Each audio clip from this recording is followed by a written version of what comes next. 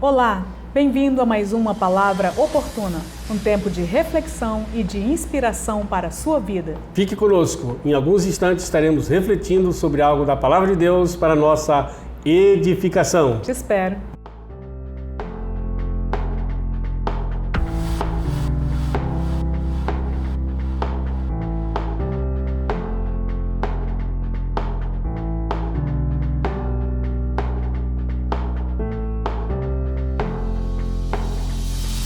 Voltamos, graça e paz. Graça e paz. E hoje nós estamos então iniciando uma nova série de pregações, chamada Ao Vencedor, com o tema As 7 Cartas do Apocalipse.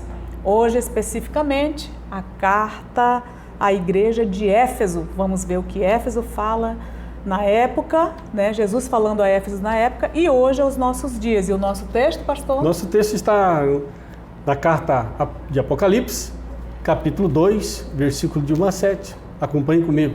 Ao anjo da igreja em Éfeso, escreva: estas coisas diz aquele que conserva na mão direita as 7 estrelas e que anda no meio dos 7 candelabros de ouro.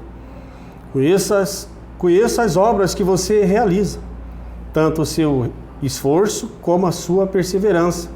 Sei que você não pode suportar os maus e que pôs à prova os que se declaram apóstolos e não o são, e descobriu que são mentirosos. Você tem perseverança e suportou provas por causa do meu nome sem esmurecer. Tenho, porém, contra você o seguinte: você abandonou seu primeiro amor. Lembre-se, pois, de onde você caiu. Arrepende-se e volte à prática das primeiras obras. Se você não se arrepender, virei até você e tirarei o seu candelabro do lugar dele.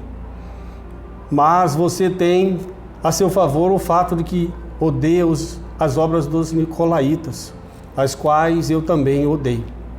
Quem tem ouvido, ouça o que o Espírito diz às igrejas.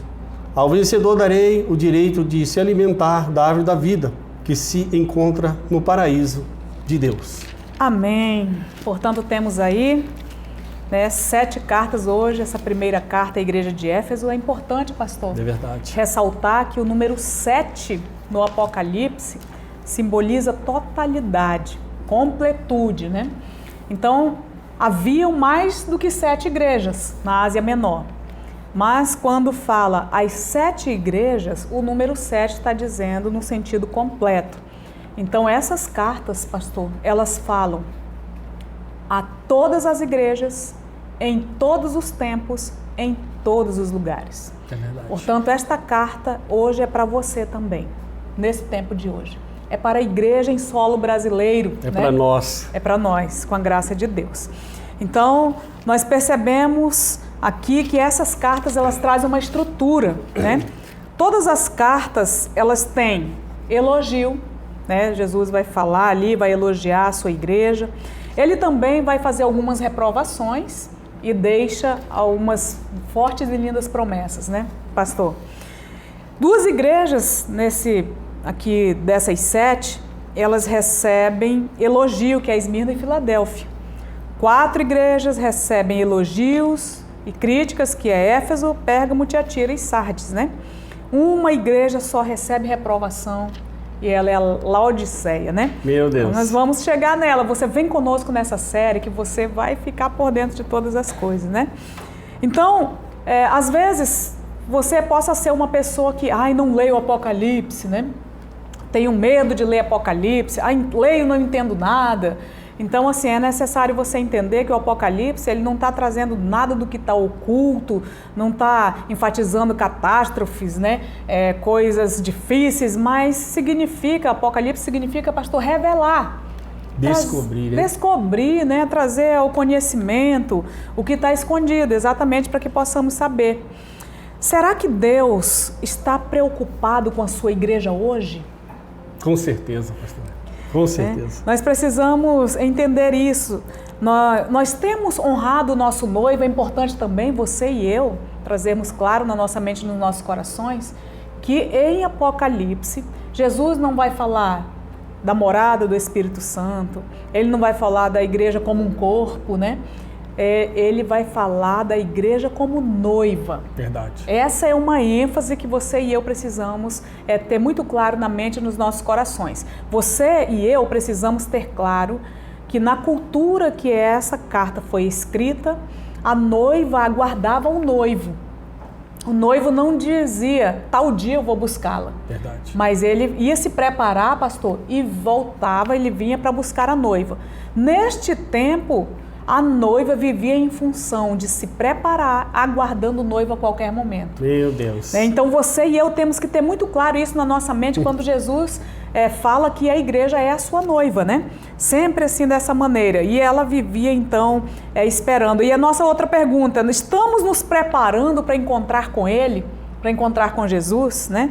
As nossas lâmpadas estão cheias de azeite para esse encontro com o nosso noivo, né? Meu Deus. É necessário que nós tenhamos isso muito claro na nossa mente. Agora, uma coisa, pastor, importante, que nós precisamos saber que Jesus fala nessa carta, que Jesus Cristo anda no meio da sua igreja, né? Para oferecer-lhe, preste muita atenção, a oportunidade de arrependimento antes que venha o juízo. Isso é muito lindo, né, pastor? Jesus está no nosso meio, oferecendo oportunidade de arrependimento. De que forma que Jesus está no nosso meio? Pois é. Através dessa carta. O Senhor já está aqui falando conosco, através da palavra dele. Através da palavra, né? Nos dando a oportunidade de arrependimento. Exatamente. Meu Deus, amados. Das manifestações da sua presença. Nós não podemos ver com os olhos naturais, mas podemos perceber, senti-lo conosco, pastor, todos os dias. E a sua palavra afirma que ele está conosco, né? Todos os dias. Então, a igreja de Éfeso em si, ela era uma igreja tradicional, fiel nas provações, pastor. Diz lá que ela suportou as provações fielmente, né? Mas perdeu a capacidade de amar Jesus Cristo. Pastor, isso é muito sério. Como deve ser esse Deus. amor, né? Ela perdeu essa capacidade. Havia então nessa igreja fidelidade à doutrina, preste atenção no que nós vivemos hoje, mas faltava amor na prática, na sua prática da vivência de ser uma pessoa cristã. E é muito interessante observar essa questão da fidelidade na doutrina. O que é a doutrina? É a palavra. Talvez você seja um sério leitor da Bíblia, Sim. mas está lhe faltando algo ainda mais. Talvez Verdade. o amor. Não é verdade? É porque nós vamos perceber que a igreja de Éfeso, ela teve, pastor, pela fidelidade na doutrina, né, nas provações, ela teve a capacidade de julgar outras pessoas que se diziam ser e não eram, e elas pegaram eles como mentirosos. Ela teve essa capacidade, mas não teve a capacidade de olhar para si mesma e entender, eu caí de uma posição que eu preciso estar. Né? Meu Deus. Então é necessário olhar isso para isso mesmo. Então veja bem, o Senhor Jesus chama a sua noiva a lembrar-se, não de pecado, mas lembrar da posição que ela é como noiva, arrepender-se e voltar, né? É algo que o Senhor está falando com você hoje. Lembre-se, filho. Interessante observar que quando Jesus ele vai dizer através da palavra dele para nós arrepender, voltar. Ele está trazendo a memória. Nós precisamos entender a posição que nós precisamos estar, de fato. Essa é a verdade, né, pastor? De fato. Qual é a posição que eu e você, nós, como noiva, precisamos estar? Então, nós precisamos entender isso de uma forma muito profunda em nossos corações. Porque essa questão do amor, você ter abandonado o primeiro amor, é uma questão posicional.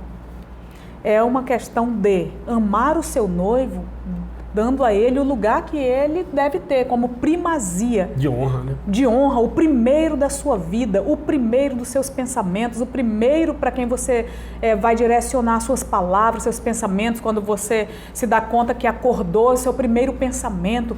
Então, pastor, nós percebemos hoje, essa carta é muito presente para hoje, a nossa sociedade em solo brasileiro, porque nós percebemos que mesmo as famílias estão sofrendo esse esfriamento do amor. A palavra do Senhor disse que nos últimos dias, por se multiplicar a iniquidade, o amor de quase todos se esfriaria. Então essa palavra, ela é muito recente. Ela é para nós hoje. Nós percebemos, por exemplo, pastor, as famílias têm filhos e filhas que sofrem a ausência de um pai vivo que mora na mesma casa. Por quê? Porque o trabalho tomou a primazia. eu preciso trabalhar, eu preciso ter recurso, vocês precisam fazer faculdade, eu preciso suprir as necessidades, e quanto mais ganha, mais quer ganhar, e tem um carro hoje, amanhã está com outro, mas as dívidas inúmeras, né? Então são questões que a gente percebe as famílias sofrendo. A esposa reclama a ausência do esposo, o esposo reclama a ausência da esposa. Pais, pastor, a gente vê nos asilos, sabe, de idosos. O que os idosos falam, gente? Se você tiver a oportunidade de visitar e ouvir, eles vão dizer, eu fui envelhecendo, os meus filhos precisaram trabalhar, estudar, fazer faculdade, não puderam ficar comigo. Eles sofrem a ausência da vivência familiar, a saudade do lar, de uma vida em família. E isso tudo hoje tem afetado, e essa questão chegou na igreja, na nossa vivência com Cristo, com o nosso noivo, que deve ter a primazia. Então não é, pastor, que Jesus tenha deixado, que Éfeso tenha deixado a vivência com Cristo, não é isso. Ele continuava, mas no meio de muitas outras atividades, e não é isso, ele deve ser o centro. Sim. O Jesus deve ser o grande amor do coração da noiva. Verdade. Sabe o que é um grande amor, pastor? Né? São questões que nós precisamos hoje nos lembrar, arrependermos e voltar. Isso é urgente. É muito sério. Né? É muito sério, muito urgente. É importante observar que esse tipo de relacionamento se esfria em um ambiente familiar onde a gente pode se ver todos os dias, talvez, né? Se tocar, ter os cinco sentidos. Agora, imagina isso num ambiente espiritual, onde é com Deus, onde nós não vemos. Então, a carta à igreja de Éfeso, ela é atualizada para mim e para você. Ela não é passada e nem é futura, ela está atualizada para mim. E ela fala do passado, fala do presente e vai falar do futuro. O Senhor, Ele está agora falando comigo, com você, conosco, nos dizendo, olha, arrependa-te. Sim. Volta à posição que você estava. E aí, pastor, nós percebemos que a cidade de Éfeso, onde a igreja estava no meio, era uma cidade muito cheia de misticismo, de idolatria. Ela era muito envolvida com o sistema político, portanto, né, o maior culto ao imperador era em Éfeso. Né? A deusa Diana, que era tão assim adorada naquele lugar, era algo muito forte, muito terrível. As pessoas criam em muitas coisas por causa das muitas superstições que estavam enraizadas na cultura de Éfeso. Hoje também, pastor, muitas pessoas são muito místicas, querem sentir, mas não querem comprometimento com a verdade, sabe? Levanta com o pé direito, se levantar com o esquerdo, nem Cristo resolve. Pelo amor de Deus, amados, é uma questão muito séria. Tem gente que crê em copo d'água, roupa do avesso, mas não crê na verdade da palavra. Lencinho santo. Exatamente. Né? Então são questões que é necessário nós nos arrependermos e voltarmos, amados e amadas. O apóstolo Paulo, pastor, esteve em Éfeso. Né? Ele passou ali 3 anos, houve avivamento em Éfeso, as pessoas vinham arrependidas, ouviam a palavra, queimaram seus livros de magia ali, declaravam seus pecados, né? Recebia Jesus Cristo, recebia o batismo. E olha bem, depois Timóteo foi pastor em Éfeso, depois o apóstolo do amor, João, foi pastor em Éfeso. Meu Deus! E aí, quando dá 40 anos depois, que é a segunda geração dos crentes em Éfeso, o que ocorre? Jesus manda uma carta. Vocês esqueceram o amor para trás, meus filhos. Encheram com os mais vários compromissos e esqueceram de amar. Vocês trabalham bem, são fiéis, mas o amor ficou para trás. Pois é. Meu Deus. Quem sabe você é uma pessoa que há tanto tempo soma nas obras da igreja. Meu Deus. Né? É dizimista, ofertante, julga tantos outros, fulano está desalinhado, esse aqui foi isso, esse aqui tem que se alinhar, para ocupar esse cargo tem que ser isso e isso, mas quem sabe você esfriou no amor. Talvez esteja tão envolvido em muitos eventos da igreja, sim, mas o coração mesmo está frio no requisito amor. Meu Deus. Então, pastor Jesus, ele chama a atenção à igreja e ele diz uma coisa, olha, eu tenho uma coisa a seu favor, quando ele elogia a sua noiva. Pois é. Tem uma coisa a seu favor, você odeia a obra dos nicolaítas, que eu também odeio. E aí a obra dos nicolaítas, vamos trazer para o dia de hoje, né? Nicolaítas, eles pregavam o quê? Um evangelho diferenciado, mais aceitável, mais leve, mais light para a galera, assim, né? Tipo assim. O que era? Um evangelho sem compromisso. Sem precisar ter mudança de vida, sem precisar curar caráter, né? Só bênção. Só bênção, só vitória. Você pode ter sexo fora do casamento, você pode fazer o que você quiser, tá tudo certo, a graça cobre tudo. Você é o centro. Você é o centro. Era uma questão muito complicada, a obra dos Nicolaítas, né? E aí, o que o noivo elogia a noiva? Você odeia essas obras? Eu também odeio. Então, ouça bem o que eu vou dizer a você. Se você é uma pessoa que vive no meio da igreja e vive da forma que você quer, e pornografia, sexo fora do casamento, adultério, tudo misturado pelo meio, eu tenho uma notícia a dizer a você. Deus odeia isso. Arrependa-se. E volte, porque Ele está dando chance de arrependimento e de retorno, né? E interessante observar isso. Hoje nós vivemos isso de uma forma muito intensa, né? Então essa carta é para mim, é para você, é para nós hoje. E o Senhor está falando contigo hoje, agora. Exatamente. Em nome de Jesus. Porque o Senhor Jesus, ele oferece à sua noiva uma chance de um novo recomeço. Então, eu já quero dizer a você, partindo, pastor, para o encerramento dessa reflexão, que o Senhor Jesus chama você a um recomeço. Percorra o caminho de volta ao coração do noivo, que te ama, que deu a sua vida por você, e que Ele está chamando a sua noiva para percorrer o caminho de volta. Né? Olha só, Jesus, Ele adverte e Ele faz uma promessa tão linda, pastor. Ele disse, você precisa lembrar de onde você caiu, arrependa-se, volte. E Jesus está dizendo exatamente, se você não se arrepender, eu vou remover você desse lugar. Procure Éfeso hoje, procure a igreja em Éfeso, foi removida do lugar, pastor. Eu não sei como que eles receberam isso, como eles reagiram a essa questão, não sei, mas o certo é que a fidelidade, a justiça de Deus é tão presente que o Senhor, Ele deu a chance do arrependimento, né? E aí tem uma promessa muito linda ao vencedor, pastor. E eu quero dizer a você que ama o Senhor acima de todas as coisas, que deseja o céu, que tem saudade da sua presença, que levanta nas madrugadas para ficar a sós com o Senhor e diz, eu estou aqui, porque eu tenho saudade de estar a sós com o Senhor, né? Então, assim, você é um vencedor e o Senhor, Ele traz uma promessa linda. Qual é, pastor, a promessa que Ele traz aos vencedores? Né? Quando Ele diz, olha, mas você tem ao seu favor e tal, quem tem ouvidos, e aí Ele diz, olha, ao vencedor darei o quê? Direito de se alimentar da árvore da vida que se encontra no paraíso de Deus. Ele está falando da vida e da eternidade para sempre com Ele, oh meu Deus. A árvore da vida é Jesus, amado. Ele está dizendo, eu mesmo vou alimentar você, estarei com você todos os dias para sempre. Meu Deus, que coisa mais linda. E interessante observar no paraíso. No paraíso. Bendito seja Deus. Só Jesus sabe o caminho do paraíso. Ele disse, ainda hoje estarás comigo no paraíso. Ele é o caminho. Ele é o caminho. A verdade é a vida. Meu Deus. Vamos orar? Vamos orar. Pai, muito obrigado. Obrigado por esse tempo de reflexão, um tempo onde nós, meu Deus, se alimentamos da Tua palavra. Obrigado. A palavra que é viva, é eficaz. A palavra do Senhor que é força para o cansado. A palavra do Senhor, meu Deus, que traz, meu Deus, ânimo para aquele que está desanimado.